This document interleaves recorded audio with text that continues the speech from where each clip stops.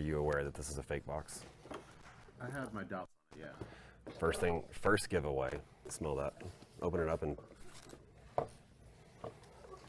Okay. you smell that? Yeah. Ever open a box up and you smell these chemicals? That's the first sign that something's fake. It's not always like a for sure that it's fake, but that's a good sign to look at. The other thing on top of it is, one, the color's off, but unless you see tons of these, you wouldn't know. But you can kind of see how this is like, there's bubbling on this, on the crown. Okay. That's a sign. Without even looking at the pillow, I can bet you the bottom of this pillow. Look at the bottoms of these.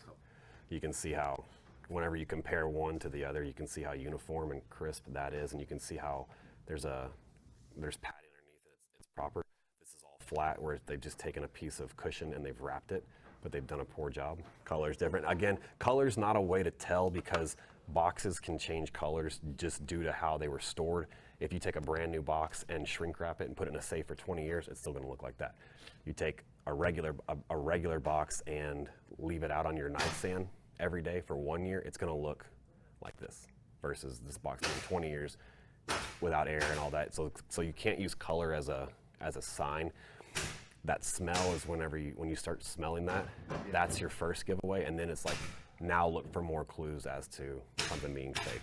Fake boxes aren't like, they're not a big deal. Like, it doesn't make the watch fake or anything, but what dealers do is, you told me a minute ago the dealer said he was out of boxes. Here's a shady thing that people will do, is they'll keep the real box and they'll swap and say they're out of boxes, and they'll give you a fake one, because these real boxes right now, if I have to buy a box, it costs me $200 to $250. Every time I buy a watch, or a watch comes in that doesn't have a box, I add a box to it.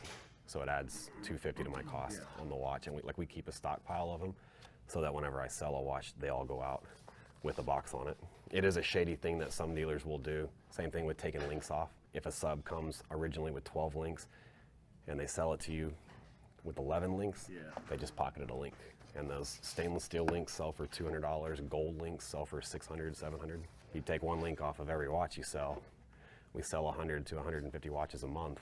That adds up. Let's run off some pricing on this. So Z, I'm gonna take notes on all these. Consignment price will be around 20 to 21. We just sold a brand new one for 22 last week. It's gonna be 19 to 20 then. If it's pre-owned, I'd say 19 to 20. New style card, 2020. Two-tone root beer. Same, around 19 to 20. This watch around 14.5 to 15.5. James, is it the new reference? Yes. What year? 2020. Okay. So 126, 300 Wimbledon, smooth bezel. 10 to 11.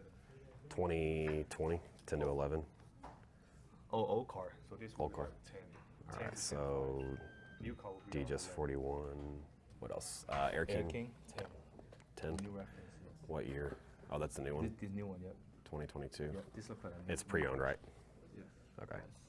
Yes. Okay. So on the two-tone Daytona, you're looking at 19 to 20. Okay. Consignment price. Two-tone root beer, 2020, 19 to 20. On the 126 reference, James Cameron, you're looking at 14.5 to 15.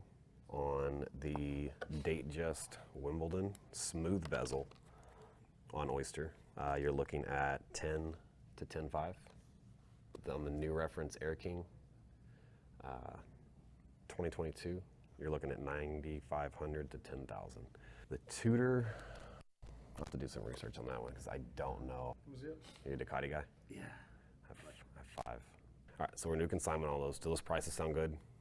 Ideally. Yeah. If I get a full ask price, I won't even bother you of, hey, we're gonna accept this, and then I'll let you know it's sold, and we'll send you a wire the next day. Anything less than asking prices, I always reach out to the buyer or to the owner and say, hey, look, this is the offer we got. You would net this after our fee. If you're okay with that, we'll go ahead and proceed with the sell. If you want to wait a little bit longer, it's totally up to you. So we'll start all of these at the highest asking price. One thing I'll recommend to get the highest asking price is every one of these need to get polished. Is that okay with you? Sometimes you're not supposed to polish those. When it hurts the value is if a watch has made it 10, 15, 20 years without being polished. Because what adds to the character of that watch is the fact that it's remained in that condition for so long, and so that adds to the value of it. Modern day watches, people will tell you not to polish them because it hurts the value. They're confusing that with vintage stuff.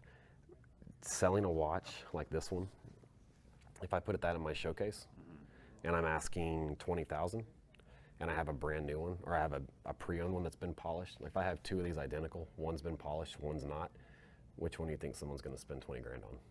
Mine. The one that looks new. It's the psychological perspective of why would I buy a scratched up watch? Yeah. And that is what people think about. So, but I never polish anything without letting you know. But I will say that if I want to get 20,000 for this, it needs to be polished. It needs to look brand new. Okay. So as long as you're okay with it, we'll polish them all up, send them all off today, get them polished up, get them on the website Saturday when they come back. I'll get them sold. Sounds good. Cool. You brought a bunch of micro brands in. With micro brands, for us, like I specialize in Rolex, Patek, AP, Richard Mille, Omega, like boutique brands. Fashion brands, one, I don't have a market for them, and two, you know, these things, they're all cool and they're all unique in their own way. There's subscription services out there for these things where you can pay, you know, you can be part of a club. I forget the name of the one that does it, the biggest one, but you can pay 200 or 300 or 500 a month, and they just send you one of these randomly every month. And so for micro brands, it's just like, one, I don't have the market for them. Two, I don't know anything about most of them.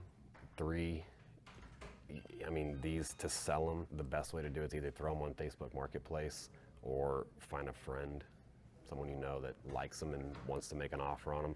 Or, you know, if you've got kids or are really good friends or something, give them as gifts. But the micro brands are not something I would be able to sell. But these we can do. This one, I'll do a little bit more research on before I actually list it online and put a price. I'll text you and let you know what price I'm thinking. Tell me what you think. Sounds good. And we can adjust from there. Sounds good. Cool. Awesome. All right. Oh, you were also wanting the Daytona, Yes. a white gold.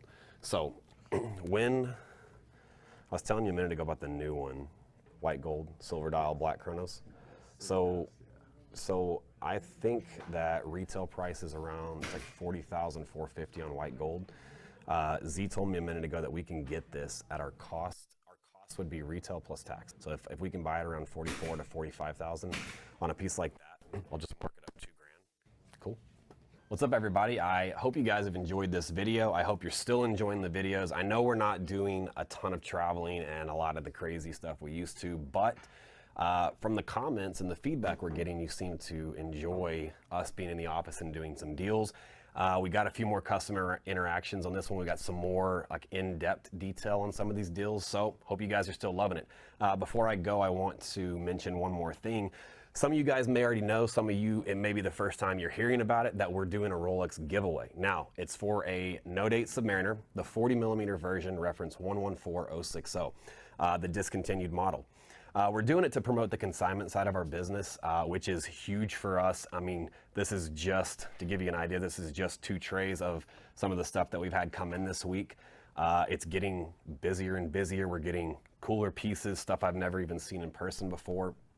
And to continue to promote that, we do giveaways. Well, we started one back in September where we were going to give this watch away to a lucky winner that submits a consignment piece between September 1st and October 31st. Now, we hope they come in and we hope they sell we hope they sell, but it's not necessary to win. All you have to do is have a piece in our inventory, in our system before the end of October, and you're automatically entered. We'll do the drawing on the following video, in the first video in November. So guys, I'm gonna put a link below in the description to take you to the form on our website to fill out the consignment form. But get those pieces in. If you've been considering sending something in or getting something to sell, now's a great time. You may just want to sub. So guys, if you like the video, don't forget to like it, hit the thumbs up. I haven't done this in a while. So like, share, subscribe, and we'll see you guys next week. Transition.